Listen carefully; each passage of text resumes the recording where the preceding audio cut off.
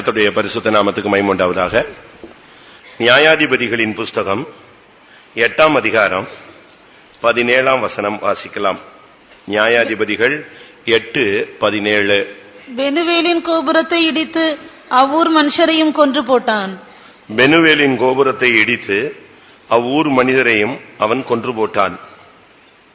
இங்கே ஒரு கோபுரம் இடிக்கப்பட்டதாகவும் அந்த கோபுரத்தின் பக்கத்திலே அதிலே வசித்த ஜனங்களை கொன்று போட்டதாகவும் வேதம் சுட்டிக்காட்டுகிறது.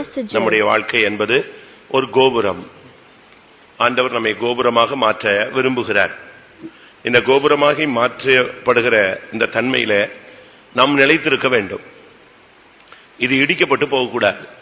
நாம் முதலாவது படித்ததான அந்த சீலோவாம் கோபுரம் என்பது அது விழுந்து இடிந்து விட்டது, தானாவே விழுந்து விட்டது. அடுத்த வாரம் படித்ததான பாபேல் கோபுரம் தேவன் இறங்கின பொழுது அதை கட்டுவதை அப்படியே நிறுத்தி விட்டார்கள். ஒவ்வொன்றுக்கும் ஒவ்வொரு ஆவிக்குரிய அனுபவங்கள், ஆவிக்குரிய சத்தியங்கள் உண்டு. இங்கே நாம் பார்க்கும் பொழுது பெனுவேலின் கோபுரம், இதை இடித்து அதில் உள்ளவர்களை கொன்று போட்டார்கள். பெனுவேல் அப்படின்னா என்ன அர்த்தம்? ஏன் அது இடிக்கப்பட்டது? இது தானாய் விழவில்லை, இது கட்டப்படாமல் நிறுத்தப்படவும் இல்லை, இது இடிக்கப்பட்டது. தெளிவாக இடிப்பேன் என்று ஒரு மனிதன் சொல்லிவிட்டு போனான், அது அப்படியே நிறைவேற்றப்பட்டது. நியாயாதிபதிகள் 8ஆம் அதிகாரம் 8ஆம் வசனம் 9ஆம் வசனம். அவன் பெனுவேலின் மனுஷரை பார்த்து, நான் சமாதானத்தோட திரும்பி வரும்போது இந்த கோபுரத்தை இடித்து போடுவேன் என்றான். இப்பொழுது அவன் சொல்லிவிட்டு சென்றான், திரும்பி வந்து அதை இடித்து போட்டான். நம்முடைய வாழ்க்கை இடிக்கப்படலாமா? இடிக்கப்படக்கூடாது. கர்த்தர் நம்மை கோபுரமாக மாற்றின பின்பு நாம் நம்முடைய வாழ்க்கையை இடிக்க அனுமதிக்க கூடாது. பெனுவேல்னா என்ன அர்த்தம்? முதலாவது நாம் அந்த பெனுவேலுடைய சரித்திரத்தை நாம் அறிந்திருந்தால்தான் அது இடித்தல் உடைத்தல்னா அதுக்கு விளக்கம் நமக்கு புரியும். ஆதியாகமம் 32ஆம் அதிகாரம் 20-30ஆம் வசனம். ஆதியாகமம் 32:30. அப்பொழுது யாக்கோபு, நான் தேவனை முகமுகமாய் கண்டேன், உயிர் தப்பி பிழைத்தேன் என்று சொல்லி அந்த ஸ்தலத்துக்கு பெனியேல் என்று பெயரிட்டான். இந்த பெனியேல் தான் பின் நாட்களில் பெனுவேல் என்று அழைக்கப்படுகிறது. பெனியேல் அப்படின்னா நான் தேவனை முகமுகமாய் கண்டேன் என்று அர்த்தம். தேவனை முகமுகமாய் காண்பது, இதுதான் புதிய ஏற்பாட்டு சபையினுடைய லட்சியம். புதிய ஏற்பாட்டு சபையினுடைய இலக்கம் அதுதான். ஆண்டவரை முகமுகமாய் சந்திக்கும் அனுபவம்.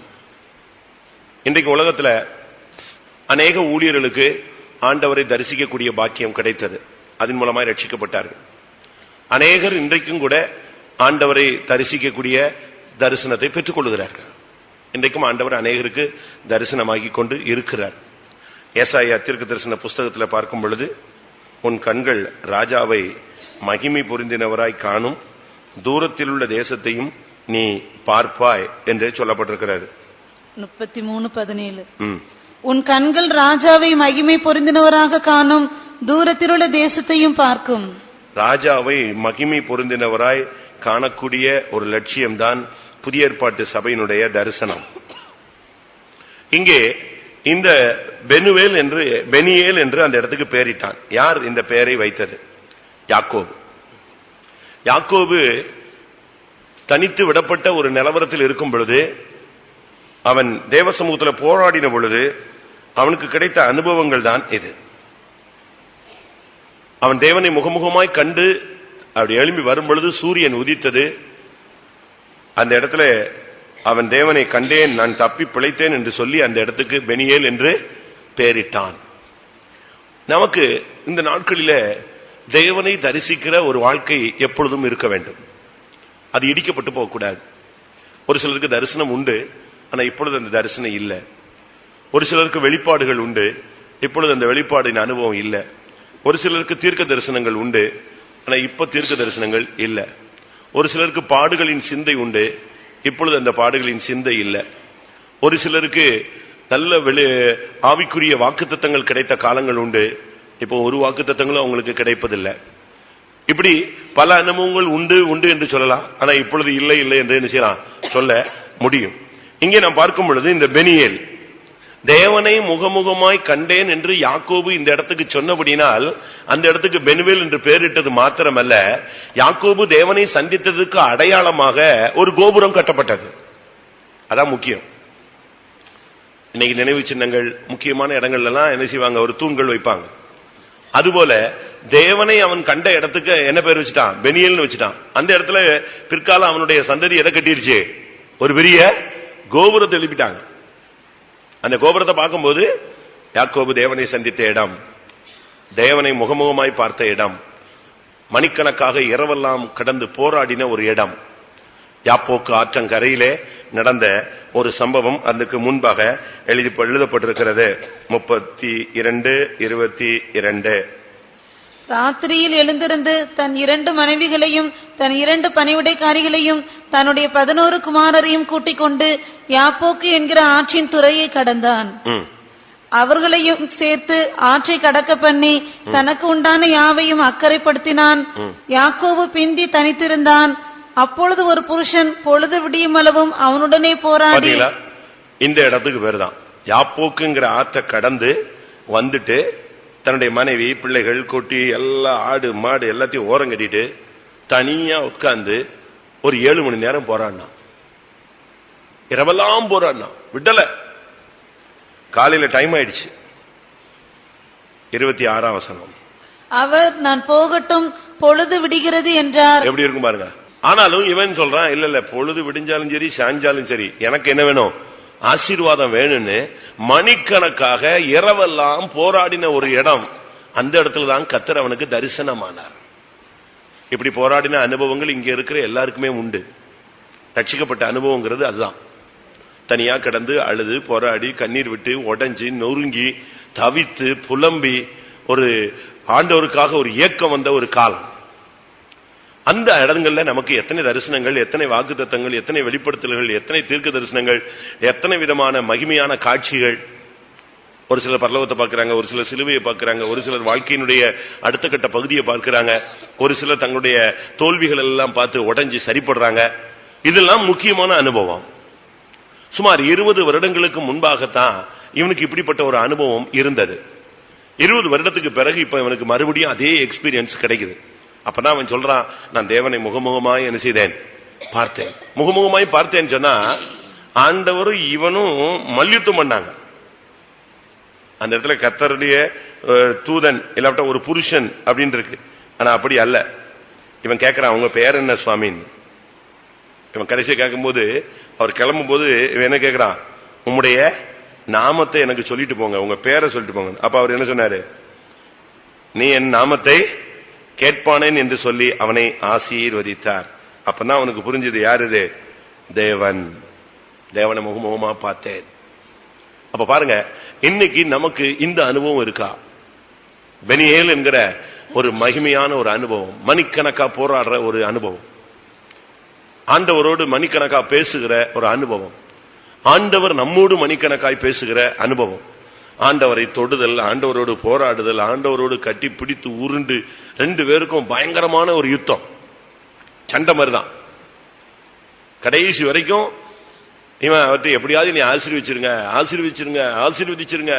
கடைசியில பாத்தீங்கன்னா இவனுடைய தொடை சந்து நெஞ்சிருச்சான், சுளுக்கிடுச்சு. அந்த அளவு ஆண்டவரோடு என்ன செஞ்சான். நான் ஒரு சிஎஸ்ஐ வீட்டுக்கு போனேன், யாக்கோபும் தேவனும் போராடுறத ஒரு கற்பனை படம் அழகா போட்டோகிராஃப் போட்டு வச்சிருக்கான். அழகா 2 பேரும் சண்டை போடுறாங்க. இவன் அவரை எப்படியாவது கண்ட்ரோல் பண்ணிடணும்னு பாக்குறான். அந்த அளவு ஜெபங்கள்ல போராடுகிற ஒரு அனுபவம் பவுலுக்கு இருந்தது.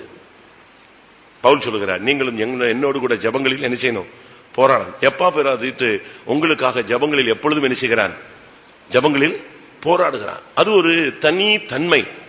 கொலோசியர் 4ஆம் அதிகாரமா 4:12. எப்பாபிராவும் உங்களுக்கு வாழ்த்துதல் சொல்லுகிறான். உங்களை சேர்ந்தவனும் கிறிஸ்துவின் ஊழியக்காரனுமாகிய இவன் நீங்கள் தேவனுக்கு சித்தமானவர்கள் எல்லாவற்றிலும் தேறினவர்களாயும் பூரண நிச்சயமுள்ளவர்களாயும் நிலைநிற்க வேண்டும் என்று தன் ஜெபங்களில் உங்களுக்காக எப்பொழுதும் போராடுகிறான். அவன் ஜெபத்துல போராடுறான். அப்போஸ்தலனாகிய பவுலுடைய பேட்டர்ன் அவன் அப்படியே அது வார்ப்பித்தவன். அவனுக்கு அப்போஸ்தலனாகிய பவுலுக்கு எத்தனையோ சீஷர்கள் இருந்தார்கள், ஒவ்வொன்றும் ஒவ்வொரு டிசைன்ல இருந்துச்சு. ஆனா ஜெபத்தை ஃபாலோ பண்ண ஆள் யாருதான்? இவன் ஒரு ஆள் தான். அவன் எப்படி ஜெபிக்கிறானோ அதே மாதிரி ஜெபிப்பார்.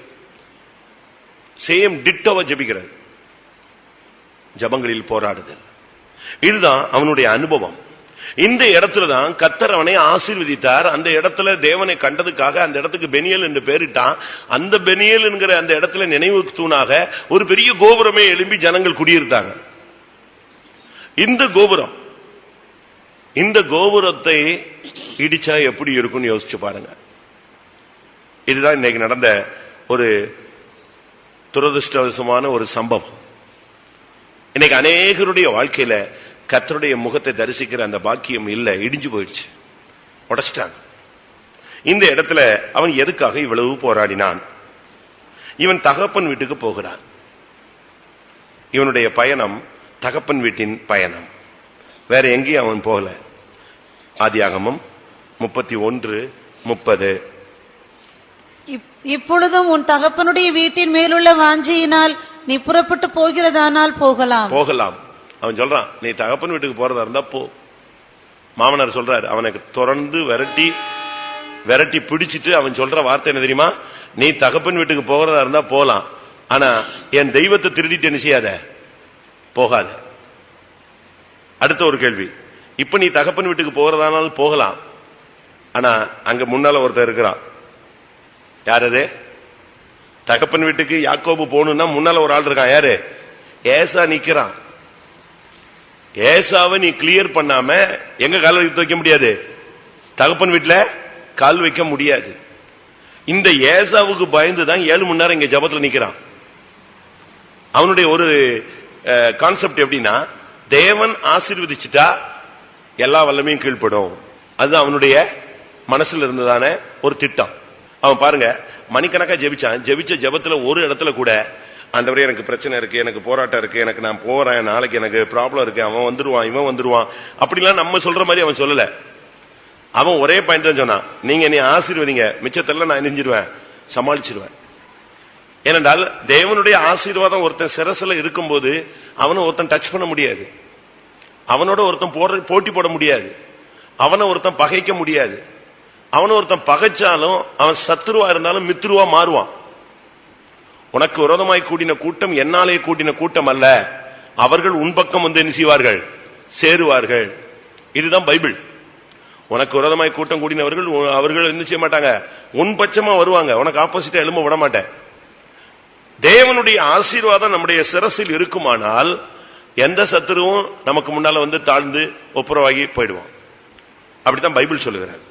ஏசாயா தீர்க்கதரிசன புஸ்தகத்துல நீங்க படிச்சு பாத்தீங்கன்னா, உனக்கு விரோதமா எழும்பினவங்க இல்லாவிட்டா அவங்க பிள்ளைங்க, அவன் செத்து போயிட்டானா கூட அவன் பிள்ளைங்க வந்து உன் காலடியில குனிந்து பணிந்து உன் காலில் விழுந்து அவங்க உன்னை பரிசுத்தரின் நகரம் என்று சொல்லுவார்கள். ஏசாயா 60:14. உன்னை ஒடுக்கினவர்களின் பிள்ளைகளும் குனிந்து உன்னிடத்தில் வந்து உன்னை அசட்டை பண்ணின யாவரும் உன் காலடியில் பணிந்து உன்னை கர்த்தருடைய நகரம் என்றும் இஸ்ரவேலுடைய பரிசுத்தரின் சீயோன் என்றும் சொல்லுவார்கள். அதான் உண்மை. உன் மேல கர்த்தருடைய ஆசீர்வாதம் இருந்தால் எல்லா வல்லமையும் கீழ்ப்படும். இங்க இவனுக்கு பிரச்சனை என்னன்னா ஏசாதான். நான் சொல்றதை கவனிங்க. இவன் எப்படி தகப்பன் வீட்டுக்கு போகும்போது திருடிட்டு போக கூடாதோ அதே போல தகப்பன் வீட்டுக்கு போகும்போது சமாதானம் இல்லாமல் கால் வைக்க முடியாது. நல்லா புரிஞ்சுக்கோங்க. ஏன்னா தகப்பன் வீட்டில் லாஸ்ட் பாயிண்ட்ல யார் நிக்கிறா? பயணம் வந்தாச்சு. எங்க இருந்து புறப்பட்டான்? தன்னுடைய மாமனார் வீட்டில இருந்து புறப்பட்டு 3 நாள் ஓடி ஓடி ஓடி ஓடி ஓடி வந்து கடைசியில மாமனார் இவனை விரட்டி பிடிச்சி திருப்பி அவன்கிட்ட காம்ப்ரமைஸ் பண்ணி அவனை அனுப்பிட்டு அங்கிருந்து திருப்பி வர்றான். திரும்பி வரும்போது இப்ப ஏசாவுக்கிட்ட போகணும், நேர வீட்டுக்கு பெற முடியாது. பரிகரிக்கப்படும் கடைசி சத்துரு மரணம். உன்னுடைய வாழ்க்கையில ஒரு போராட்டம் உண்டு. சமாதானம் இல்லாம நானோ நீங்களோ தேவனுடைய ராஜ்யத்தில் தகப்பன் வீட்டில் பிதாவின் வாசஸ்தலத்தில் கால் வைக்க முடியாது. இதான் சத்தியம், யாரா இருந்தாலும். அதனாலதான் பாருங்க, சாகும்போது சிலர் கூப்பிட்டு சமாதானமாகறாங்க. எல்லா மார்க்கத்திலையும் இந்த போதனை இருக்கு. முந்தி காசிக்கு போறவங்களை பாத்தீங்கன்னா திரும்பி வருவோங்கிற நிச்சயம் கிடையாது. அதனால அவங்க என்ன செய்வாங்க, இப்போ இருக்கிற மாதிரி போக்குவரத்து வசதி கிடையாது. அதனால காசிக்கு போயிட்டா முடிஞ்சு போன கேஸ் மாதிரி. அதனால போறதுக்கு முன்னால எல்லாத்தையும் என்ன செய்வாங்க, காம்ப்ரமைஸ் பண்ணிட்டு போவாங்க. அதே போல மெக்காவுக்கு இப்ப போறாங்க, ஹஜ் பயணம். அவங்க போகும்போது கூட நீங்க பாருங்கன்னா எல்லா முஸ்லீமும் அவன் யார்ட்டெல்லாம் பிரச்சனை இருக்கோ எல்லாத்தையும் என்ன செஞ்சிருவான், ஒப்புரம் வாங்கிட்டு போவான். அப்ப எழுத்தின் பிரகாரமாக ஒரு புனித ஸ்தலத்துல போகணும்னா ஒரு மனிதனுக்குள்ள இப்படிப்பட்ட ஒரு அறிவு இருக்கும்னா, பிதாவின் வாசஸ்தலமாகிய தேவனுடைய அந்த நகரத்துக்குள்ள நாம் கால் எடுத்து வைக்கணும்னா நமக்கு ஒரு சரியான அறிவு இருக்கணும்.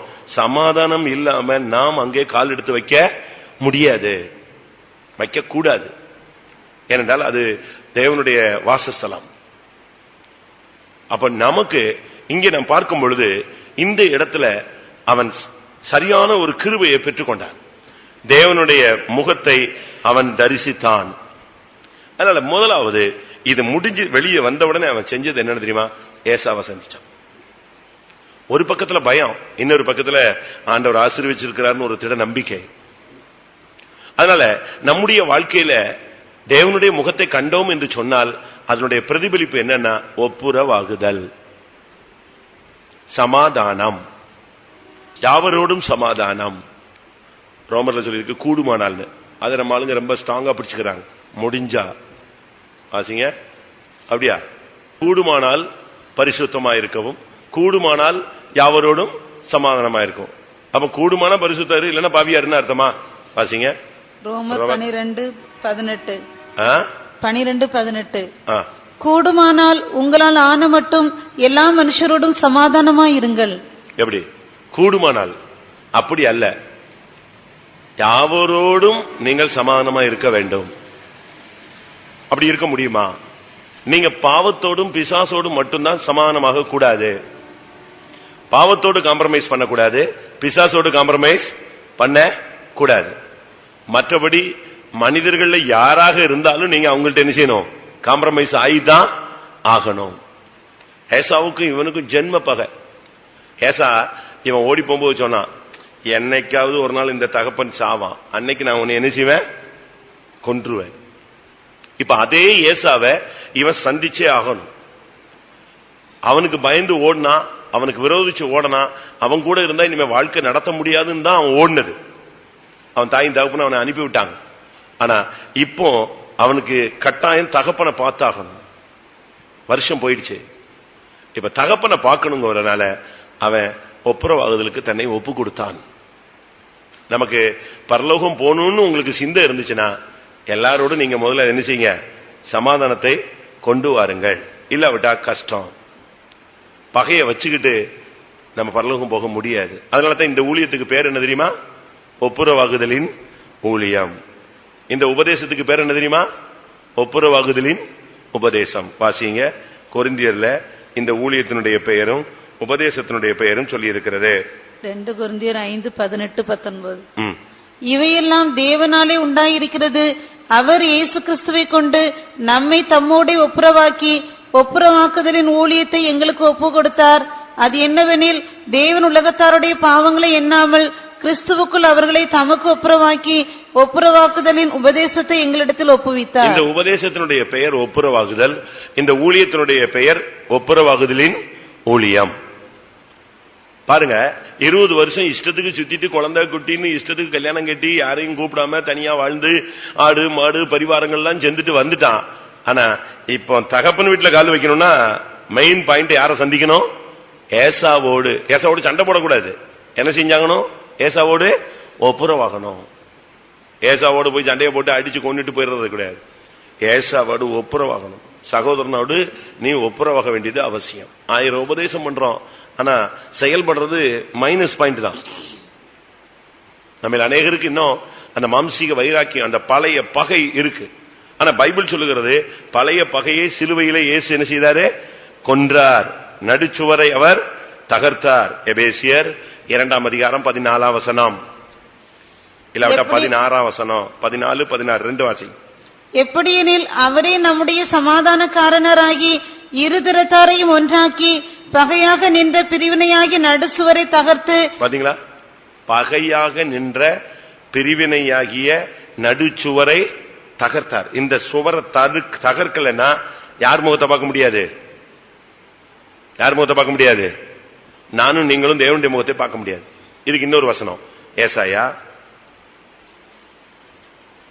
உங்களுடைய அக்கிரமங்களே தேவனுக்கும் உங்களுக்கு என்ன செய்து நடுவாக ஒரு பிரிவினை சுவரை ஏற்படுத்துகிறது. ஏசாயா 59:2.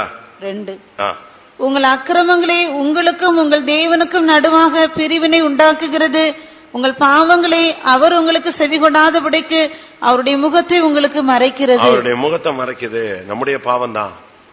அதனால தான் இயேசு கிறிஸ்து சிலுவையில் இரத்தத்தை சிந்தினார். எபேசியர் 2:13. இரத்தத்தினால் சமாதானம். முன்னே தூரமாயிருந்த நீங்கள் இப்பொழுது கிறிஸ்து இயேசுவுக்குள் கிறிஸ்துவின் இரத்தத்தினாலே சமீபமானீர்கள். கிறிஸ்துவின் இரத்தம் உங்களை சமீபமாவா? மறுபடியும் வாசிங்க, எபேசியர்ல இல்லையா? முன்னே தூரமாயிருந்த நீங்கள் இப்பொழுது கிறிஸ்து இயேசுவுக்குள் கிறிஸ்துவின் இரத்தத்தினாலே சமீபமானீர்கள். சமீபமானீர்கள். கொலோசியர் 1:20. அவர் சிலுவையில் சிந்தின இரத்தத்தினாலே சமாதானத்தை உண்டாக்கி, சிலுவையில் சிந்தின இரத்தத்தினாலே சமாதானத்தை உண்டாக்கினார். அப்ப இதுல இருந்து என்ன விளங்கிக் கொள்கிறோம்? இயேசு நமக்காக சிலுவையில சிந்தின இரத்தம் நமக்கு சமாதானத்தை உண்டாக்குகிறது. நம்முடைய உபதேசமும் நம்முடைய ஊழியமும் ஒப்புரவாகுதல். இது இல்லாம நாம் தகப்பன் வீட்டுக்கு கால் எடுத்து வைக்க முடியாது. இந்த சமாதானத்தை எப்படி பெற்றுக்கொள்ளுகிறதுங்கிறதுக்கு தான் மணிக்கணக்கா போறான்னா. ஏன்னா ஏசாவின் முகத்தை பார்க்கறதுக்கு ஒரு விதத்துல பயம், இன்னொரு விதத்துல பயங்கர வைராக்கியம். என்ன பண்றது? இவன் மூஞ்சில முழிச்சுதான் ஆடுமா? ஒரு சிலருக்கு அப்படி இருக்கும். சுத்திரி போட்டத்துல இருக்கும்போது மன்னிப்பு கேட்டுருவோம், சரி தாழ்த்திடுவோம் அப்படிமாங்க. சுத்திரி போட்டு முடிஞ்ச உடனே டப்புன்னு திருப்பி குரங்கு வந்து ஏறி உட்காந்துக்கும். அவன்கிட்ட மன்னிப்பு கேட்க போற, ஐயோ போச்சு. உடனே 10 பைசா கூட நிச்சய மாட்டான், மதிக்க மாட்டாங்க. உடனே நம்ம எங்க வேதாளம் மறுபடியும் எங்க வந்துடும்? முருங்கை மரத்துல ஏறிடும். திரும்ப நமக்கு அடுத்த கூட்டத்துல இடிக்கும். சரி ஒப்புரவாயிருவோமா, விட்டு கொடுப்போமா? இதுதான் இன்னைக்கு போராடுகிற ஒரு சக்தி. இவனுக்கு நைட்டெல்லாம் எப்படி அவனை போய் டேக்கிள் பண்றது. ஆனா இந்த தேவனுடைய முகத்தை பார்த்ததுனால அவனுக்கு பரலோகம் போகணும், தகப்பன் வீட்டுக்கு போகணுங்கிற வாஞ்சையினால அவன் தைரியமா தன்னை தாழ்த்தினான். 20 வருஷம் கழிச்சு ஒருத்தனை பார்க்கிறான், தன்னை தாழ்த்துகிறான். தரை மட்டும் மன்னிப்பு கேட்கணும்னா நமக்கு வர வேண்டிய முதல் சுபாவம் என்னது? தாழ்மை. தாழ்மை வந்துட்டுனா நீங்க மன்னிப்பு கேட்டுருவீங்க. தாழ்மை வரலன்னா மன்னிப்பே கேட்க மாட்டீங்க. ஏன்? நான் என்ன செஞ்சேன், எதுக்கு செஞ்சேன், அப்படித்தானே செஞ்சேன், இப்படித்தானே செஞ்சேன், அதுதானே இதுதானே, அப்படித்தானே இப்படித்தானேன்னு நம்ம நீதிகரிச்சுக்கிட்டே இருப்போம். ஆனா உண்மையான தாழ்மை வந்துருச்சுன்னா ஒருத்தன் தகப்பன் வீட்டுக்கு போயிடுவான். தகப்பன் வீட்டுக்கு போகணும்னு அந்த சிந்தை வந்த பொழுது ஆதியாகமம் 33:3-4 தான் அவர்களுக்கு முன்னாக நடந்து போய் 7 விசை தரை மட்டும் குனிந்து வணங்கி தன் சகோதரன் கிட்ட சேர்ந்தான். அப்பொழுது ஏசா எதிர்கொண்டு ஓடி வந்து அவனை தழுவி அவன் கழுத்தை கட்டிக்கொண்டு அவனை முத்தம் செய்தான். இருவரும் அழுதார்கள். எப்படி இருக்கும்? எனக்கு இந்த பைபிள்ல படிச்சதுல சில இடத்துல எல்லாம் ஏசா சூப்பரான ஆள். எதிர்மறையான ஒரு பிரசங்கம் பண்ணா ஏசாவை மாதிரி யாக்கோபு கிடையாது. யாக்கோபு எல்லா இடத்துலயுமே டெக்னிக்காவே ஒர்க் பண்ணுவான். ஏசா எல்லா இடத்துலயுமே வெகுளித்தனமா ஓப்பனா கிரியை செய்வான். நீங்க பாருங்க, அந்த சேஷ்டபுத்திர பாகத்தை வாங்கும்போது அவன் சொல்றான், எனக்கு எதுக்கு தம்பி, நீ வேணா வச்சுக்க. ரொம்ப சிம்பிளா கொடுத்துட்டான். அடுத்து தகப்பன இறைச்சி கேட்டாங்கிறதுக்காக இவனை மாதிரி ஒரு புது ஃபார்முலாவை கண்டுபிடிக்கல. அவன் எங்க போனா? உண்மையான மனசோடு வனாந்தரத்துல போய் சுத்தி அத வேட்டையாடி எடுத்து ரெடி பண்ணி அப்படி உண்மையா கொண்டு வந்தான். இவனை மாதிரி டெக்னிக்கல் ஃபார்முலா எல்லாம் என்ன செய்யல, சூத்திரங்கள் எல்லாம் யூஸ் பண்ணல, உண்மையா. அதே மாதிரி நீங்க திரும்பி வந்து பாருங்க, அவன் வருவான், இவன் தாழ்ந்து வர பார்த்த உடனே அவன் தான் ஓடி வந்து இவன் செய்வான், கட்டி பிடிச்சு முத்தம் கொடுத்து ஓன்னு அழுவான். திருப்பி என் கூட வான்னு சொல்லி அவன் தான் இவனை கூப்பிடுவான். திருப்பி போயிடுவான். சரி நீ மெல்ல வரையா, ஓகே போயிடுவான். இப்ப இவன் வந்து தகப்பன் வீட்டுக்கு வந்துட்டான உடனே அவன் தன்னுடைய குடும்பம், கோத்திரம், ஆடு மாடு அவ்வளத்தையும் இழுத்துக்கிட்டு நீ இங்க நல்லா இரு தம்பி, நான் போயிட்டு வரேன் போயிட்டான். அந்த இடத்தையே காலி பண்ணிட்டு போயிட்டான். நீங்க பைபிள்ல படிச்சு பாருங்க ஏசாவை. அவனோட நம்ம நினைக்கிறோம் அவன் வந்து சேஷபுத்திர பகத்தை விற்று போட்டான், மனமாறுதலை காணாமல் போனான். இது ஒரு சைடு, நாணயத்தினுடைய ஒரு பக்கம். இது இன்னொரு பக்கத்தை பாரு, அங்கதான் ராஜா இருக்கு. ஒரு பக்கத்துல பாத்தீங்கன்னா காயின்ல கவுண்டிங் இருக்கும், அமௌண்ட். நம்ம அதை மட்டும்தான் பார்ப்போம். எது ₹1, ₹2, 25 பைசாவான்னு அப்படித்தானே பார்ப்போம். அடுத்த பக்கத்துல யார் இருக்கா? ராஜா இருக்கிறார். ஒரு மனுஷனுடைய நல்ல குணங்களை பாருங்க. இவன் அப்படி இல்ல, இவன் காலத்துக்கு ஏற்ற மாதிரியே ஒர்க் பண்ணுவான். யார்கிட்ட பேசினாலுமே அதுலயும் மணி மைண்ட்ல தான் என்ன செய்வான், உள்ள வருவான். சரி, இப்ப 7 மணி நேரம் ஜெபிச்சுட்டு வர்றான். இப்ப தகப்பனை பார்க்கணும். தகப்பனை பார்க்கறதுக்கு முன்னால ஒரு ஆள் நிக்கிறான். ஒப்புரவாகுதல். பரலோகம் போகணும்னா நான் திரும்பவும் சொல்றேன், நான் இருந்தாலும் சரி, யாரு இருந்தாலும் சரி, யார்த்தையாவது ஒரு ஆள்கிட்ட மனக்கசப்பு வைத்துக் கொண்டு இருந்தால் நிச்சயம் பரலோகம் என்ன செய்ய முடியாது, செல்ல முடியாது.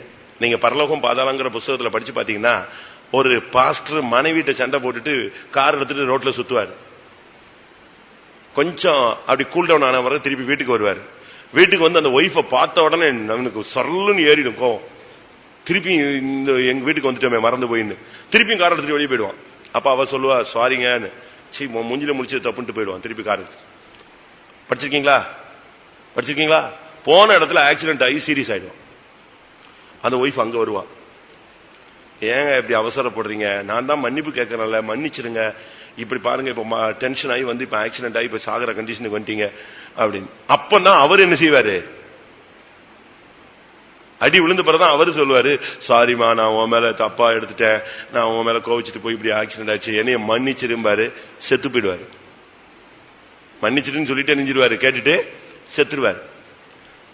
செத்துட்ட பிறகு அவர் உயிரோடு எழும்புறாரு. அது ஒரு கதை மாதிரி ஒரு சம்பவம்.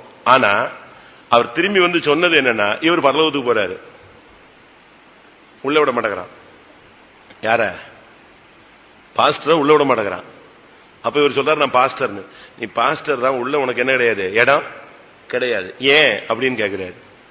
அப்ப அவர் சொல்றாரு, உன் மனைவியோட உனக்கு என்ன இருக்கு, பிரச்சனை இருக்கு, இங்க உள்ள விட மாட்டாங்க. அப்ப அவர் சொல்றாரு, இல்ல கடைசியில நான் மன்னிப்பு கேட்டேன். யார் சொல்றா? நம்ம சிபிஎம் விசுவாசி மாதிரி தான் ஆக்ட் பண்ணிருக்கான்.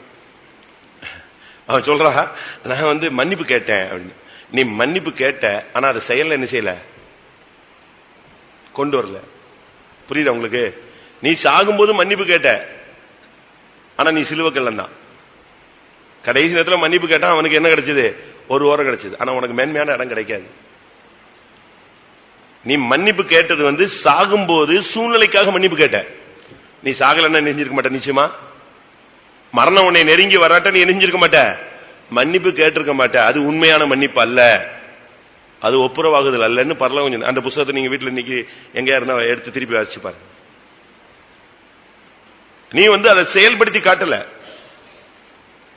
வாழ்ந்து காட்டல, மன்னிச்சு நீ வாழ்ந்து காட்டல.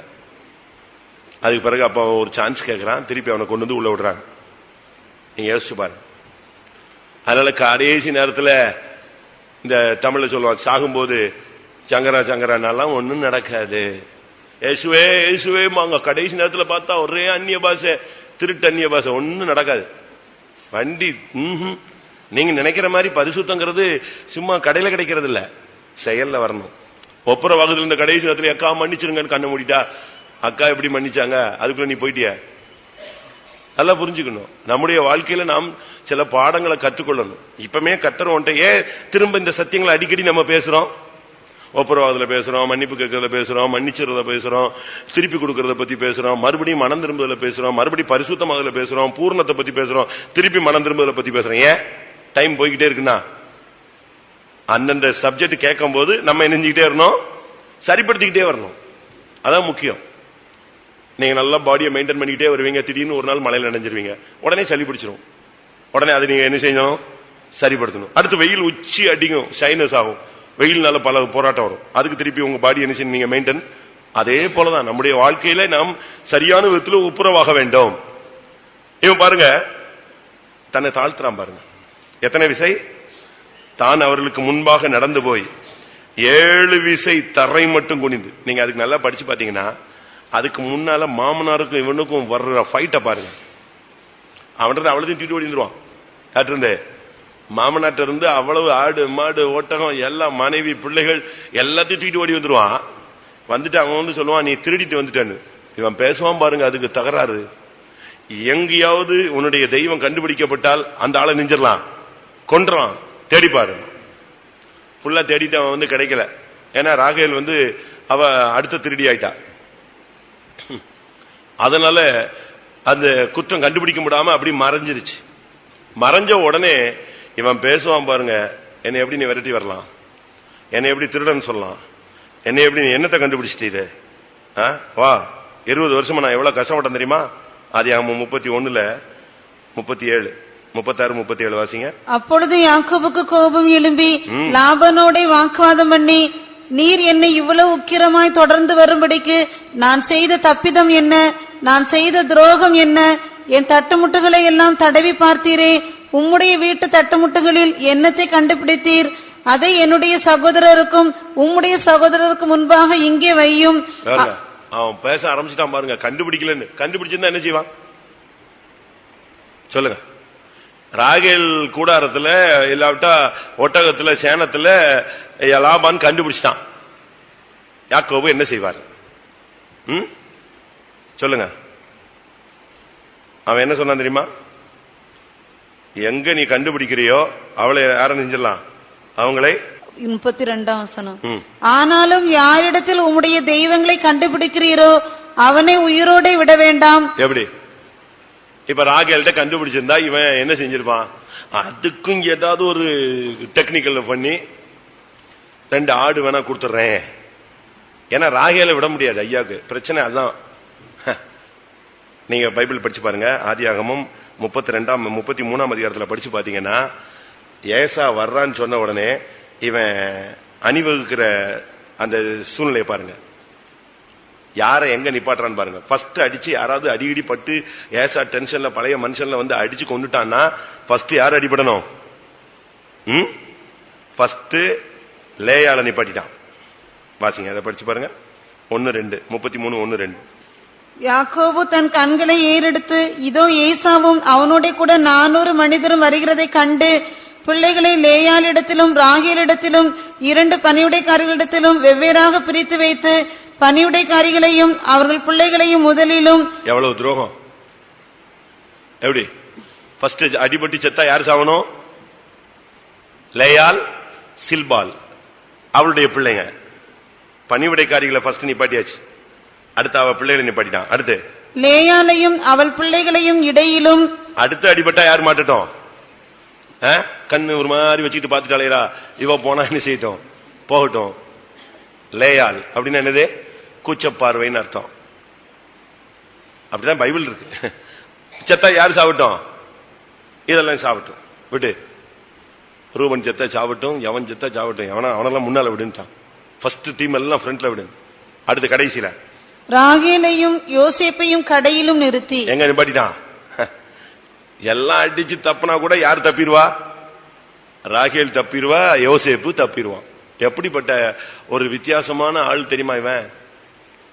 கர்த்தர் பார்த்தாரு, நீ இதெல்லாம் வேண்டாம், நீ போய் விழு. 7 தரம் விழுனாரு. தாழ்த்து. ஒப்புரவாகும் போது பரலோகத்துக்கு போகணும்னு ஆசை இருந்தா அப்படியே தாழ்த்திட வேண்டிதான். மானம் மரியாதை சூடு சொர்ண எல்லாத்தையும் துரத்தி போட்டுருணும். அப்படிதான் நம்முடைய மதிப்பு மரியாதை பிரஸ்டீஜ் எல்லாம் பாத்தீங்கன்னா பரலோகத்துக்கு போக முடியாது. அப்படி இல்ல, நான் யார் தெரியுமான்னு சூடு சொர்ணெல்லாம் உனக்கு நல்லா ஹை ஸ்பீட்ல நாயை பிடிச்சு பார்ப்பாங்க. ஃபர்ஸ்ட் குட்டிகளை, நாய்க்குட்டியை பிடிச்சு பார்ப்பாங்க. எப்படி பிடிச்சு பார்ப்பாங்க, நல்ல நாயான்னு பிடிச்சு பார்க்கறது என்ன செய்வான், காதை பிடிச்சு தூக்குவாங்க. பாத்துருக்கீங்களா?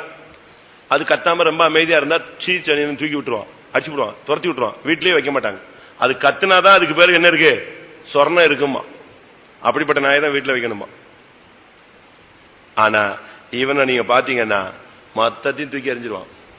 வாழ்க்கையில அப்பந்தான் ராகேல் பாக்குறா, லேயால் பாக்குறா, பில்கால் சில்பால் பிள்ளைங்க எல்லாம் பாக்குறாங்க. இவனுக்கு இவ்வளவு தாழ்மையும் என்ன செய்து உள்ள இருக்கு. ஒரு நாள் கூட ஒருத்தனையும் தலை வணங்காத ஒரு ஆள். இன்னைக்கு சொல்றான், அவர்களுக்கு முன்பாக நடந்து போய் 7 விசை தரை மட்டும் குனிந்து வணங்கி தன் சகோதரன் கிட்ட சேர்ந்தான். 2 பேரும் அழுதாங்க. 10ஆம் வசனம். அதற்கு யாக்கோபு, அப்படியல்ல, உம்முடைய கண்களில் எனக்கு தயவு கிடைத்ததே, ஆனால் என் வெகுமதியை என் கையிலிருந்து ஏற்றுக்கொள்ளும். நீர் என்மேல் பிரியமானீர், நான் உம்முடைய முகத்தை கண்டது தேவனுடைய முகத்தை கண்டது போல இருக்கிறது. இப்ப தேவனுடைய முகத்தை பார்த்திருக்கிறான். இப்ப அடுத்து என்ன சகோதரனை பார்த்தா எப்படி தெரியுது சொல்லுங்க? தேவனுடைய முகத்தை பார்த்ததுனால இப்ப அவனுக்கு யாரை பார்த்தாலும் எப்படி தெரியுது? அண்ணனா இருந்தாலும் சரி, சகோதரனா இருந்தாலும் சரி, எல்லாருமே அவனுக்கு கண்கள். அவன் சொல்றான், இப்பொழுது உம்முடைய முகத்தை நான் கண்டது தேவனுடைய முகத்தை கண்டது போல இருந்தது. இதுதான் உண்மை, இதுதான் வாழ்க்கை. பித்தலாட்டம் இல்லாத வாழ்க்கை, உண்மையான வாழ்க்கை, சமாதானமான வாழ்க்கை. இப்ப அவனுக்கு யாரை பார்த்தாலும் பகை இல்ல, 20 வருஷம் வெறித்தன கோபங்கள் இல்ல, 20 வருஷம் கசப்பு இல்ல, எல்லாம் போயிடுச்சு. அந்த சகோதரனை கட்டி பிடிச்சு அழுது முடிஞ்ச உடனே அவன் சொல்றான், இப்பொழுது நான் உன்னுடைய முகத்தை பார்த்தது தேவனுடைய முகத்தை பார்த்தது போல இருக்கிறது. ஏசு சொல்றார், என்னை கண்டவன் பிதாவை கண்டான். அவன் தேவனுடைய முகத்தை பார்த்து தரிசனம் பார்த்து வந்தான். இங்க சத்ருவே யாரு முகம் மாதிரி தெரிஞ்சது? தேவனுடைய முகம் போல தென்பட்டது. இதுதான் வாழ்க்கை. நாம் பரலோகம் போகணும்னு சொன்னா, பிதாவின் வாசஸ்தலத்துக்கு போகணும்னு சொன்னா சமாதானம் முக்கியம். இந்த சமாதானம் வரணும்னு சொன்னா நீ பெனியேல் தேவனுடைய முகத்தை பார்க்கணும். தேவனுடைய முகத்தை பார்த்தா உனக்காக சூரியன் உதிக்கும். வாசிங்க மறுபடியும் அந்த வசனத்துக்கு 31:30 வருவோம். 32:31 அவன் பெனியேலை கடந்து போகையில் சூரியன் உதயமாயிற்று. பெனியேல்ங்கிற இடத்தை தேவனுடைய முகமுகமாய் பார்த்துட்டு அப்படி வெளியே வந்த உடனே என்ன நடந்துச்சு? சூரியன் உதயமாயிற்று. சூரியன் உதயத்துக்கு ஒரு 3 காரியம் சொல்றேன். சூரியன் உதயமானால் என்ன நடக்கும்? 1, ஆதியாகமம் 19:23. லோத்து சோவாருக்குள் வரும்போது பூமியின் மேல் சூரியன் உதித்தது. சூரியன் உதித்த பொழுது சோவாருக்கு வந்துட்டான், நியாய தீர்ப்புல இருந்து தப்பி வந்துட்டான். அதான் முக்கியம். சூரியன் உதித்தால், கர்த்தர் உன்மேல் உதித்தால், உன் வாழ்க்கையில நீ சத்துருவுக்கு நியாய தீர்ப்புக்கு தப்பிடுவ, நியாய தீர்ப்புல இருந்து வெளியே வந்துருவ. பெனியேலை கடந்து போகையில் தேவனுடைய முகத்தை பார்த்து அவன் திரும்பி வந்த பொழுது சூரியன் உதயமாயிற்று. நியாய தீர்ப்பிலிருந்து நீ தப்புவாய். 1. எவ்வளவு பெரிய நியாய தீர்ப்பு தெரியுமா? அந்த ஊருக்கே மொத்தத்தையும் அக்னியும் கந்தகத்தையும் கத்தர் கொட்டிட்டார். பயங்கரமா இருந்துச்சு அந்த நேரடியான நியாய தீர்ப்பு, ஜட்ஜ்மெண்ட். சொல்லி அடிச்ச மாதிரி நியாய தீர்ப்பு வந்துச்சு. அப்படிப்பட்ட ஒரு பெரிய நியாய தீர்ப்புக்கு மத்தியில அவனை தப்பிட்டு வரான். அதுவும் கரெக்டா 4 பேர் தப்பி வராங்க. இன்னும் சொல்ல போனா அவங்க வரல, தேவ தூதர்கள் அவங்களை பிடிச்சி இழுத்துட்டு வந்தாங்க. உன்னுடைய வாழ்க்கையிலே சூரியன் உதித்து ஆண்டவருடைய முகத்தை நீ தரிசித்தால், நீ சமாதானத்தை பெற்றுக்கொண்டால், இன்றைக்கு உனக்கு நியாய தீர்ப்பிலிருந்து நீ தப்பிக்கொள்வாய். 2. மல்கியா 4ஆம் அதிகாரம் 2ஆம் வசனம். மல்கியா 4:2. ஆனாலும் என் நாமத்துக்கு பயந்திருக்கிற உங்கள் மேல் நீதியின் சூரியன் உதிக்கும், அதன் செட்டைகளின் கீழ் ஆரோக்கியம் இருக்கும். பாத்தீங்களா? சூரியன் உதிச்சா உனக்கு ஆரோக்கியம் உண்டாகும். தேவனுடைய முகத்தை நீ பார்த்து நீ உன் பிதாவின் வீட்டுக்கு நீ பயணப்பட்டால், சமாதானத்துக்காக உன்னை ஆயத்தப்படுத்திக் கொண்டால் உனக்கு சுகம் கிடைக்கும். தகப்பன் வீட்டுக்கு நீ வியாதியா போகக்கூடாது, சுகமுள்ளவனாய் போய் சேரணும். நீ உன்னை தாழ்த்துறதுக்கு முடிவெடு, உன் வியாதி சரியாயிடும். ஒப்புரவாகுவதற்கு முடிவெடு, உன் வியாதி சுகமாயிடும். உன்னை ஒப்புக்கொடு, உனக்கு தரிசனம் கிடைக்கட்டும். கர்த்தருடைய சமூகத்தில் போராடு, உனக்கு சுகம் கிடைக்கும். இதுதான் கர்த்தருடைய வார்த்தை. 3. 104ஆம் சங்கீதம் 21-22. பாலசிங்கங்கள் இறைக்காக கெர்ச்சித்து தேவனால் தங்களுக்கு ஆகாரம் கிடைக்கும்படி தேடும். சூரியன் உதிக்கையில் அவைகள் ஒதுங்கி தங்கள் தாவரங்களில் படுத்துக் கொள்ளும். எப்படி இருக்கு பாத்தீங்களா? இருள் முழுவதும் காட்டு ஜீவன்கள் நடமாடும். 20ஆம் வசனம். நீர் இருளை கட்டளையிடுகிறீர், ராக்காலமாகும், அதிலே சகல காட்டு ஜீவன்களும் நடமாடும். இருள் இருக்கிற வரைக்கும் காட்டு ஜீவன், பொல்லாத ஆவி, செய்வன, ஏவல், பல வல்லமைகள் நமக்கு விரோதமாய் பயங்கரமா போராடும். ஆனா சூரியன் உதிச்சிட்டுனா இவைகள் எல்லாம் என்ன செய்யும்? விலகிடும். செய்வன விலகிடும், தடைகள் விலகிடும், சாசு விலகிடும், போராட்டம் விலகிடும், உனக்குள்ள இருக்கிறதான தருத்தரம் விலகிடும், வறுமை விலகிடும். ஏதாவது கட்டுகள் இருந்துச்சுன்னா எல்லாமே சூரியன் உதிச்சுட்டா போதும். சூரியன் உதித்து விட்டது, எல்லாரும் போய்விடுங்கள் அப்படிங்கிற சத்தம்லாம் வேண்டாம். சூரியன் உதிக்கிற டைம் வந்த உடனே காட்டு மிருகம் எல்லாம் என்ன செய்யும்? உடனே புறப்பட்டு போயிடும். அது எவ்வளவு தூரம் பயணப்பட்டிருந்தாலும் சிங்கம் உடனே தான் கெபிக்கு ஓடிடும். காட்டு ஜீவன்கள் எல்லாம் பாத்தீங்கன்னா அந்த இருள் தான் வெளியே வரும். அதுக்கு பிறகு பாத்தீங்கன்னா ஒண்ணுமே இருக்காது, எல்லாம் இடத்துல போய் அமைதியாடு. யாரும் சொல்ல வேண்டாம். உனக்காக கர்த்தர் தன்னுடைய வல்லமையை உதிக்க பண்ணுவாரானால், நீ தேவனுடைய முகத்தை பார்க்கக்கூடிய வாழ்க்கைக்கு நீ வந்து விட்டாயானால், ஒப்புரவாகுதலுக்கும் தாழ்மைக்கும் நீ ஒப்பு கொடுப்பாயானால், கர்த்தர் உனக்காக சூரியனை உதிக்க பண்ணுவார். உன்னோடு போராடுகிற வல்லமைகள் எல்லாம் ஒதுங்க ஆரம்பிக்கும். அதுக்கு நீ ஏசாவோடு உண்மையான சமாதானத்தை நீ கற்றுக்கொள்ள வேண்டியது, அடைந்து கொள்ள வேண்டியது அவசியம். நாம் இந்த நாட்களில் சமாதானத்தை, ஒருத்தருக்கு ஒருத்தர் ஐக்கியத்தை உண்டு, பிரச்சனையை உண்டு பண்ணாதீங்க. ஒருத்தருக்கு ஒருத்தர் குழப்பங்களை, குடும்பங்கள்ல பிரிவினைகளை, உங்க வீட்டை பத்தி அப்படி நினைச்சேன், இப்படி நினைச்சேன், அதை பார்த்தேன், இதை பார்த்தேன், அப்படி பேசினாங்க, இப்படி பேசினாங்க, அப்படி நீங்க பண்ணவே கூடாது. ஆசிங்க மத்தேயுல சமாதானம் பண்ணுகிறவர்கள் பாக்கியவான்கள். மத்தேயு 5:9. சமாதானம் பண்ணுகிறவர்கள் பாக்கியவான்கள், அவர்கள் தேவனுடைய புத்திரர் எண்ணப்படுவார்கள். எப்படி? சமாதானம் பண்ணுகிறவர்கள் பாக்கியவான். இங்கிலீஷ்ல சொல்லியிருக்கு பீஸ் மேக்கர்ஸ். உருவாக்கணும். சமாதானம் பண்ணுகிறவர்கள் அல்ல, சமாதானத்தை உண்டு பண்ணுகிறவர்கள் பாக்கியவான்கள். அதனால தான் சமாதானத்தை உண்டு பண்ணும் ஆக்கினை யாருக்கு வந்துச்சு? இயேசு கிறிஸ்து மேல வந்துச்சு. அவர் பூதலத்தோரையும் பரலோகத்தில் உள்ளவைகளையும் ஒப்புரவாக்க வந்தார். தேவனையும் மனிதனையும் இணைக்க வந்தார். இணைக்க வந்த இடத்துல சிலுவையில மரிச்சது யாரு? ஏசாயால வாசிங்க 53ஆம் அதிகாரம். சமாதானத்தை உண்டு பண்ணும் ஆக்கினை அவர் மேல் வந்தது. 5 நம்முடைய அது மட்டும் நமக்கு சமாதானத்தை உண்டு பண்ணும் ஆக்கினை அவர் மேல் வந்தது. அதான் சமாதானத்தை உண்டு பண்ணும் ஆக்கினையை அவர் ஏற்றுக்கொண்டார். அதனால தான் இயேசு கிறிஸ்துவை பத்தி ஏசாயால சொல்லி இருக்கிறது, அவர் சமாதான பிரபு. எபேசியர்ல சொல்லி இருக்கிறது, அவர் சமாதான காரணர். எபேசியர் 2:14. எபேசியர் 2:14 பாருங்க. எப்படி எனில் அவரே நம்முடைய சமாதான காரணராகி. காரணர், பிரச்சனைக்கு காரணர் அல்ல, பிரிவினைக்கு காரணர் அல்ல. உங்க குடும்பத்தின் பிரிவினைகளுக்கு, சபை குழப்பங்களுக்கு நீங்கள் காரணர்களாய் மாறக்கூடாது. எதுக்கு காரணமா இருக்கணும்? சமாதானத்துக்கு நீங்கள் காரணர்களாய் மாறணும். ஆவியின் சிந்தை ஜீவனும் சமாதானமுமா. பரிசுத்தாவி உனக்குள்ள இருந்தா உன் சிந்தையில எப்பவும் ஒரு சமாதானத்துக்குரிய ஒரு கிரியை வந்துகிட்டே இருக்கும். நான் ஒரு சகோதரிட்ட அவங்க மகன் பிரச்சனையில கொஞ்சம் சொன்னேன். அவங்க என்னெல்லாம் அவங்க சுத்தமா உதாசீனப்படுத்திட்டு போயிட்டாங்க. அது நீங்க உங்க மகன் விஷயத்துல சரியில்லை, நீங்க அதை கிளியர் பண்ணணும், இல்ல அது உங்களுக்கு தெரியாது, அப்படி இப்படின்னு. நான் சொன்னேன், இதுதான் உண்மை, நீ கிளியர் பண்ணு, இல்லைன்னா ரொம்ப கஷ்டம். இல்ல அப்படி இப்படி நாங்க கொஞ்ச நேரத்தில் பாத்தீங்கன்னா அந்த பிரச்சனை உச்சகட்டமாகி ஊரை விட்டே ஓடி போயிட்டாங்க.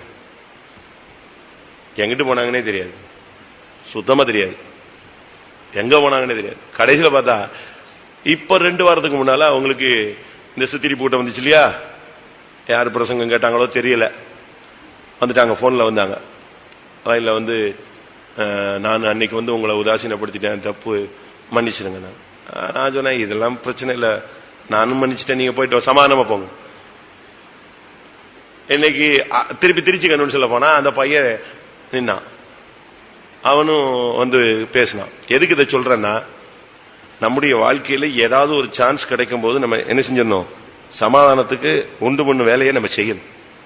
ஏதாவது ஒரு விதத்துல ஒரு வார்த்தை கேட்கும் போது, ஒரு உபதேசம் கேட்கும் போது நம்ம கேட்கணும். இல்ல இன்னும் ஒரு 10 வருஷம் கழிச்சு சமாதானம். 10 வருஷம் உனக்கு வாழ்க்கை இருக்குமா?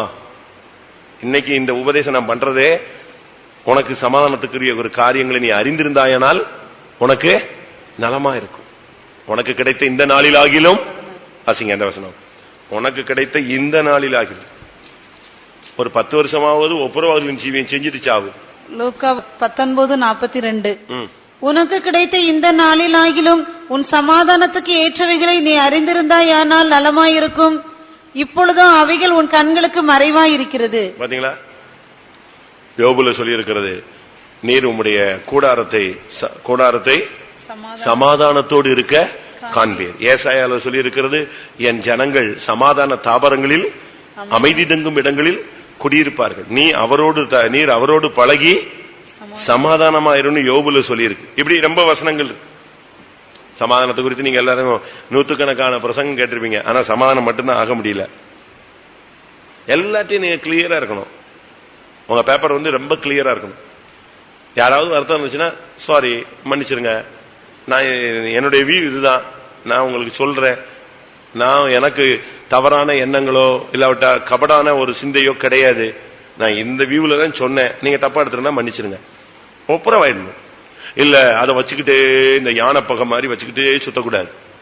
நாம் அப்படிப்பட்டவர்களா இருந்தா பரலோகத்துக்கு போறது கஷ்டம். 20 வருஷம் கழிச்சும் கர்த்தர் அவனுக்கு தரிசனமாகி நீ தகப்பன் வீட்டுக்கு வான்னு கூப்பிட்டு எந்த சத்ருவோடு எந்த அண்ணனோடு அவனுக்கு பிரச்சனையோ அதே அண்ணனை 2 பேரும் கட்டிப்பிடிச்சு அழுது ஒப்புரவாக வைத்தார். அவனுடைய முகம் 20 வருஷத்துக்கு பிறகு அன்னைக்கு சத்ருவா தெரிஞ்ச முகம் இன்னைக்கு எப்படி தெரிஞ்சது? தேவனுடைய முகமாக தெரிஞ்சது. சபைகளுக்குள்ள கூட சமாதானம் வேணும். அப்போஸ்தலர் நடபடிகள் 9ஆம் அதிகாரம் 31ஆம் வசனம். அப்பொழுது யூதேயா கலிலேயா சமாரியா நாடுகளில் எங்கும் சபைகள் சமாதானம் பெற்று பக்தி விருத்தி அடைந்து கர்த்தருக்கு பயப்படுகிற பயத்தோடும் பரிசுத்த ஆவியின் ஆறுதலோடும் நடந்து பெருகின. அதான் செம்மையானவனை பார்த்திரு, அவன் முடிவு இழுபறியா, அவனுடைய முடிவு என்னது? சமாதானம். அப்படிதான் பைபிள் சொல்லுது. நேர்மையாய் நடந்தவர்கள் எங்க போய் படுப்பாங்க? சமாதானத்துக்குள் பிரவேசித்து தங்கள் படுக்கைகளில் இளைப்பார். 2 பேர்ல என்ன சொல்லி இருக்கிறது? 3ஆம் அதிகாரம் 14ஆம் வசனத்துல பரலோகத்துக்கு போகணும்னா எப்படி கால் எடுத்து வைக்கணும்? 2 பேதுரு 3:14. ஆகையால் பிரியமானவர்களே, இவைகள் வர காத்திருக்கிற நீங்கள் கரையற்றவர்களும் பிழையில்லாதவர்களுமாய் சமாதானத்தோட அவர் சந்நிதியில் காணப்படும்படி. எப்படி அவர் சந்நிதியில போய் நிக்கணும்னா நீ எப்படி காணப்படணும்? சமாதானத்தோடு அவர் சந்நிதியில போய் நிக்கணும். அதனால இதுல இருந்து நம்ம என்ன விளங்கி கொள்றோம்னா சமாதானம் முக்கியம். சரி, நம்ம சப்ஜெக்டுக்கு வரும். இப்ப பெனுவேல், இதெல்லாம் தேவனை முகமுகமாய் கண்ட பெனியேல். இப்ப அது பேர் மருவி எப்படி இருக்கு? பெனுவேல். சரி, இப்ப இந்த பெனுவேல் கோபுரத்தை ஏன் இடிச்சாங்க? ஏன் இடிச்சாங்க? அதான் முக்கியம். காரணம், அவங்க சமாதானத்தை காத்துக்கொள்ளல. இடிச்சதுக்கு ரீசன் தெளிவா இருக்கு. அவன் சொல்றான், நான் சமாதானத்தோடு திரும்பி வரும் பொழுது இந்த கோபுரத்தை என்ன செய்வேன்? இடிப்பேன். 9ஆம் வசனம், நியாயாதிபதிகள் 8:9 மறுபடியும். அப்பொழுது அவன் பெனுவேலின் மனுஷரை பார்த்து, நான் சமாதானத்தோட திரும்பி வரும்போது. அப்ப இப்ப அவனுக்கு என்ன இல்ல? சமாதானம் இல்ல. காரணம் என்ன தெரியுமா? இவர் பெரிய பிரச்சனையே கிடையாது. பெனுவேலின் கோபுரம் இடிக்கப்பட்டதுக்கு மிகப்பெரிய காரணங்கள் ஒண்ணுமே கிடையாது. சின்ன ரீசன் தான். அதாவது கிதியோன் சத்துருக்களை பின்தொடர்ந்து போய்கிட்டு இருக்கான். போகும்போது அவனுக்கு என்ன வேணுச்சு? ஆகாரம் தேவைப்பட்டுச்சு, அப்பம் தேவைப்பட்டுச்சு. அவங்க சத்துருவை பின்தொடர்றாங்க, ஆனா விடாய்த்து போயிட்டாங்க. அவன் சுக்கோத்தின் மனுஷரை 5ஆம் வசனத்துல பாத்தீங்கன்னா, சுக்கோத்தின் மனுஷரை பார்த்து, எங்க ஜனங்களுக்கு கொஞ்சம் அப்பம் கொடுங்க, விடாச்சு இருக்கிறாங்க, நான் ஒரு சத்துருவோடு போராடிக்கிட்டு இருக்கிறேன், நீங்க கொஞ்சம் சாப்பாடு கொடுங்கன்னு கேட்டான். அவங்க சொன்னாங்க, வேலையை பார்த்து போடான்னு சொல்லி துரத்தி விட்டாங்க. உடனே அவனுக்கு ரொம்ப வருத்தம் ஆயிடுச்சு. அங்கிருந்து புறப்பட்டு திரும்ப இங்க வர்றான், இந்த பெனுவேலின் கோபுரத்துக்கிட்ட வர்றான். அந்த ஊர்ல போய் கேட்கிறான், எங்களுக்கு கொஞ்சம் என்ன செய்யுங்க, சாப்பாடு கொடுங்க. 8ஆம் வசனம். அவ்விடம் விட்டு பெனுவேலுக்கு போய் அவ்வூராரிடத்தில் அந்தபடியே கேட்டான். சுக்கோத்தின் மனுஷர் பிரதியுத்தரமாக சொன்னபடியே பெனுவேலின் மனுஷரும் அவனுக்கு சொன்னார்கள். நீ என்ன பெரிய ஆள் ஆயிட்டியா? உனக்கு நீ வந்த உடனே கேட்ட உடனே உனக்கு கொடுத்துடணுமா? போ வேலையை பார்த்துட்டு. இதுதான் பிரச்சனை. எதுக்குதான் சண்டை வீட்டுல? காபிக்கு சண்டை, இட்லிக்கு சண்டை, சோத்துக்கு சண்டை, குழம்புக்கு சண்டை.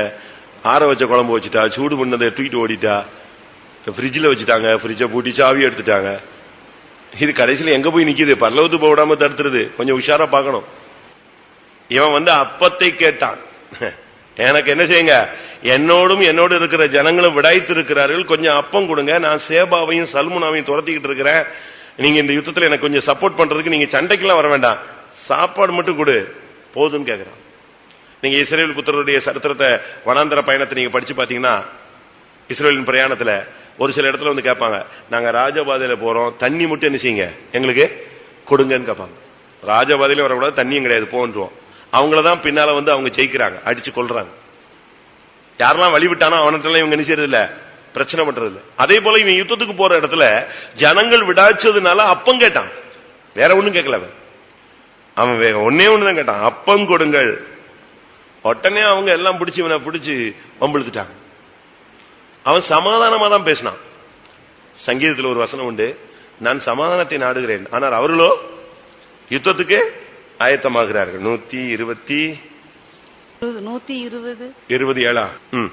நான் சமாதானத்தை நாடுகிறேன், அவர்களோ நான் பேசும்போது யுத்தத்துக்கு எத்தனைப்படுகிறார்கள். எப்படி இருக்கும்? நாம் பேசுறது சமாதானத்துக்காக.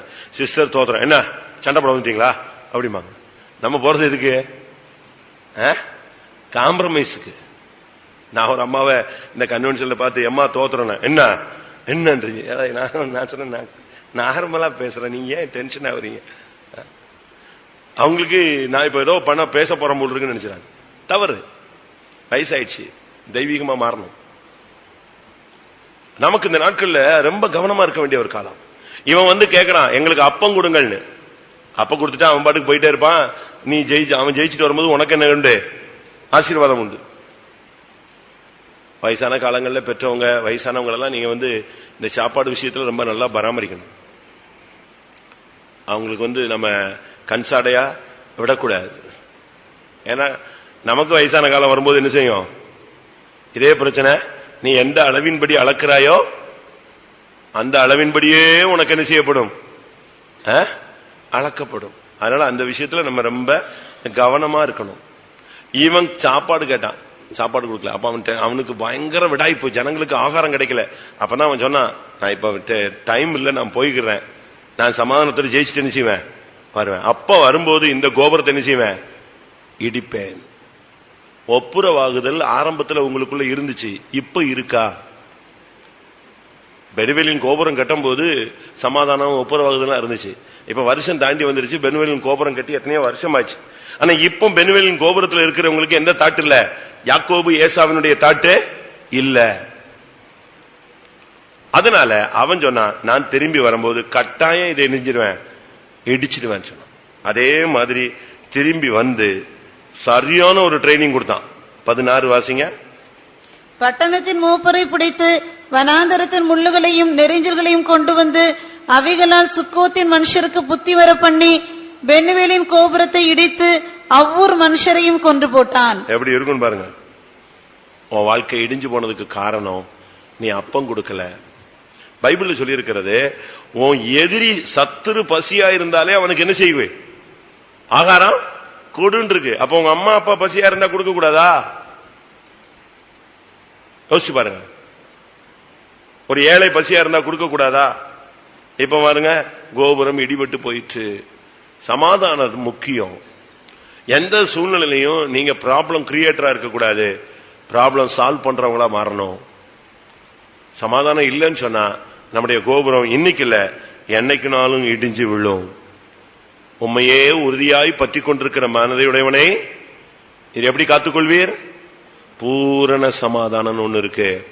வாசிங்க அந்த வசனம். எசேக்கியேல் 26:3. 26ஆம் அதிகாரம் 3ஆம் வசனம்.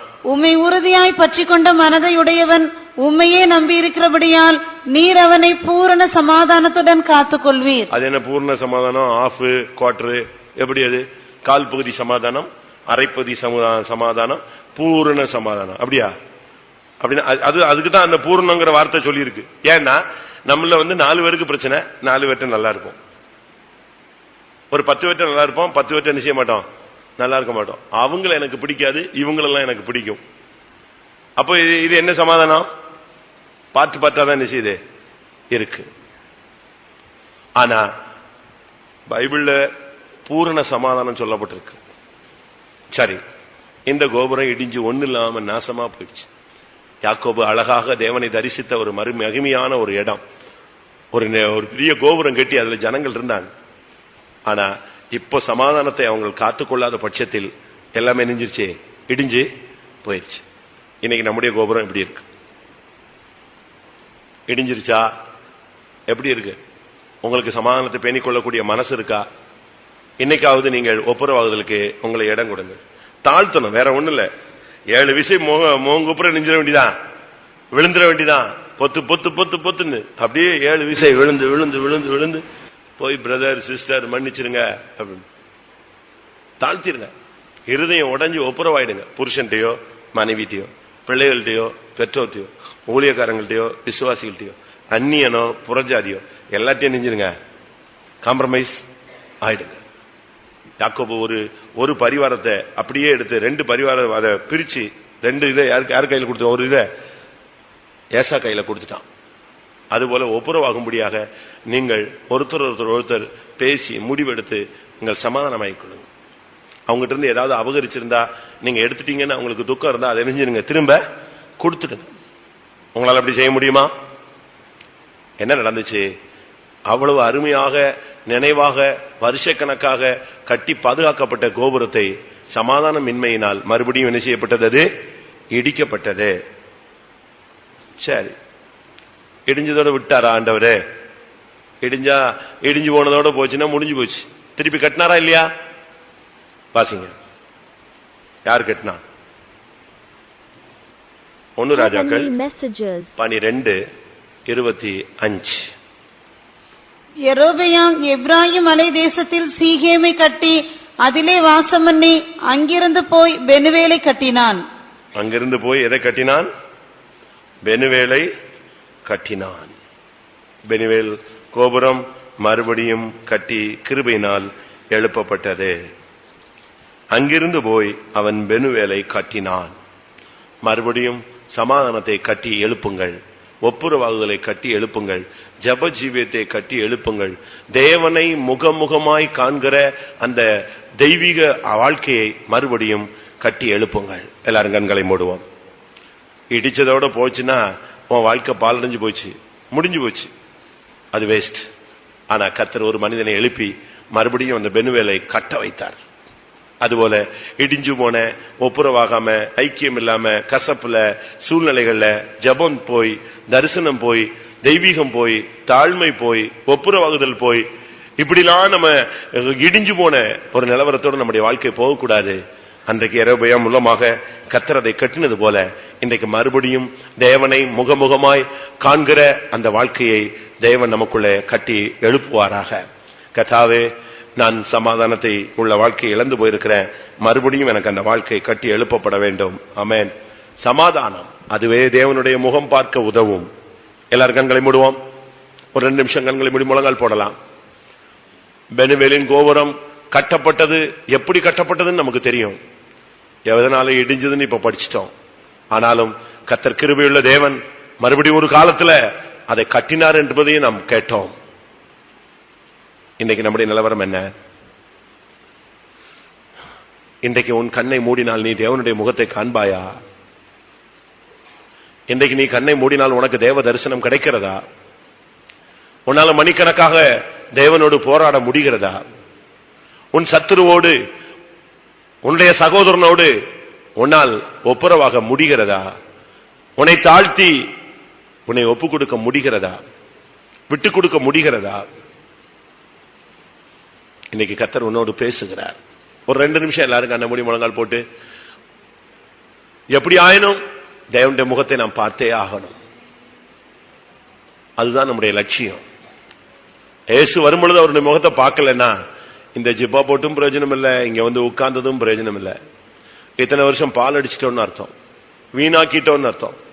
பவுல் சொல்லுகிறார், நான் வீணாக ஓடினதும் வீணாக பிரயாசப்பட்டதும் இல்லை என்கிற மகிழ்ச்சி எனக்கு இருக்கு. ஏன்னா எனக்கு ஒரு நிச்சயம் உண்டு, நிச்சயமா நான் என் தேவனுடைய முகத்தை பார்ப்பேன். ஆமென், அல்லேலூயா. நல்ல போராட்டத்தை போராடினேன், ஓட்டத்தை முடித்தேன், விசுவாசத்தை காத்துக்கொண்டேன். இது முதல் எனக்காக நீதியின் கிரீடம் வைக்கப்பட்டிருக்கிறது. எனக்கு மாத்திரமல்ல, அவருடைய பிரசன்னமாகுதலை விரும்புகிற யாவருக்கும் அது வைக்கப்பட்டிருக்கிறது, கொடுக்கப்பட போகிறது. சமாதானத்தோடு அவருடைய சந்நிதியில் காணப்பட ஜாக்கிரதையாயிருங்கள். ஆமென், ஆமென், ஆமென், ஆமென். கர்த்தருடைய வார்த்தை உனக்குள்ளே போராடுகிறது. கர்த்தருடைய வார்த்தை உன்னை உருவாக்க போகிறது. நீ ஒரு காலத்தில் தேவனுடைய முகத்தை பார்த்தவன். ஒரு காலத்தில் உனக்கு தரிசனம் கிடைத்த ஒரு வாழ்க்கை இருந்தது. ஒரு காலத்தில் உனக்குள்ளே ஒப்புரவாகுதல் இருந்தது. ஒரு காலத்தில் உனக்கு தாழ்மையின் சிந்தை இருந்தது. ஒரு காலத்தில் உனக்கு விட்டுக் கொடுக்கும் தன்மை இருந்தது. எல்லாவற்றையும் கொடுத்து விடக்கூடிய சிந்தை உனக்கு இருந்தது. மணிக்கணக்காய் போராடி ஜெபிக்கிற கிருபை இருந்தது. ஒரு காலத்தில் சூரியன் உன்மேல் உதித்து இருந்தது.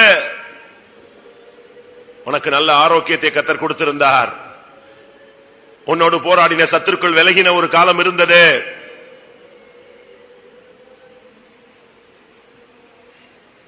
இன்றைக்கு கர்த்தர் உன்னுடைய வாழ்க்கையை நீ திரும்பி பார்க்க உனக்கு பேசிக் கொண்டிருக்கிறார். நீ திரும்பினால், நீ அவரோடு பழகி மறுபடியும் சமாதானமாய் மாறு. கர்த்தர் உன்னோடு பேசுகிறார். நீ அவருக்கு வேண்டும். அவர் வரும்பொழுது உன் முகத்தை காண விரும்புகிறார். அவர் வரும்பொழுது நீ அவருடைய முகத்தை காண வேண்டும்.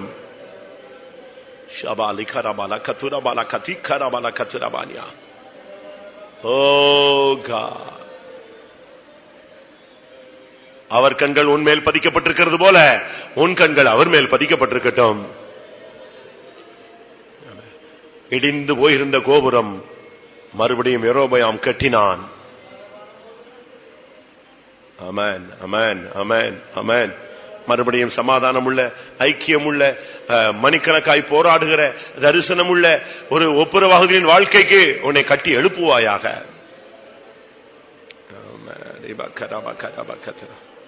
நீங்களே யோசிச்சு பாருங்க, உங்களுக்கு ஆரம்ப காலங்கள் இருக்கிற தரிசன வாழ்க்கை இப்ப இருக்கா?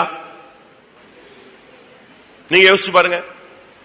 தேவனுடைய முகமுகமாய் தரிசித்தது, பரலோக தரிசனம், சிலுவை காட்சி, பல நம்முடைய குறைகளை ஒத்துக்கொள்ளக்கூடிய காட்சிகள், நம்மை நாமே சீர்படுத்தக்கூடிய காட்சிகள், ஆண்டவரை தரிசித்த அனுபவங்கள், அன்னைக்கு இருந்து நமக்குள்ள இருந்த தாழ்மை, ஒப்புரவாகுதல், விட்டுக் கொடுத்தல், சகித்தல், ஜெபித்தல், போராடுதல் இன்னைக்கு இல்ல. சின்ன சின்ன காரியத்தில் நாம் சமாதானத்தை இழந்து ஏதோ ஒரு சூழ்நிலையில அந்த தேவனை முகம் பார்க்கும் வாழ்க்கை இடிபட்டு போய்விட்டது. இன்னைக்கு கர்த்தருடைய சமூகத்தில் முழங்கால் நின்னு சொல்லு, கர்த்தாவே நான் அதை கட்ட விரும்புகிறேன். யெரொபெயாமை போல நான் மறுபடியும் ஜெப வாழ்க்கையை கட்டி எழுப்ப விரும்புகிறேன். தனித்திருந்து போராடுகிற ஜெப ஆவியை கட்டி எழுப்ப விரும்புகிறேன். எனக்காக சூரியன் உதிக்கட்டும் ஆண்டவரே. மறுபடியும் சுகத்தோடு பலத்தோடு நியாயத்தீர்ப்பிலிருந்து தப்பி கர்த்தருக்காக ஆரோக்கியமாக எல்லா சத்துருவின் நல்லமைகளையும் விலகி ஜீவிக்கிற ஒரு வாழ்க்கை எனக்கு வேண்டும் ஆண்டவரே. ஆண்டவரே, எப்படி ஆனாலும் நான் உம்முடைய முகத்தை பார்க்க வேண்டும். எனக்கு கசப்பு வேண்டாம், வைராக்கியம் வேண்டாம். நான் எல்லாரோடும் ஒப்புரவாகிறேன். என் ஓட்டம் முடியுமானால், நீர் வருவீனானால் நான் உம்முடைய முகத்தை பார்க்க வேண்டும். எத்தனை பேருக்கு அப்படி வாஞ்சை இருக்கு? வாஞ்சித்தால் இந்த சத்தியத்துக்கு ஒப்பு கொடுங்க. கர்த்தர் கிருபையினால் நம்மை நிரப்பட்டும்.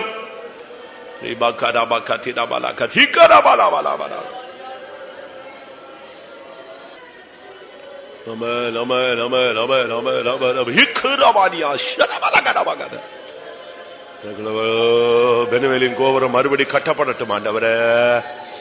பெனுவேலின் கோபுரம் ஒவ்வொருவருக்குள்ள, சபைக்குள்ள, ஊழியத்துக்குள்ள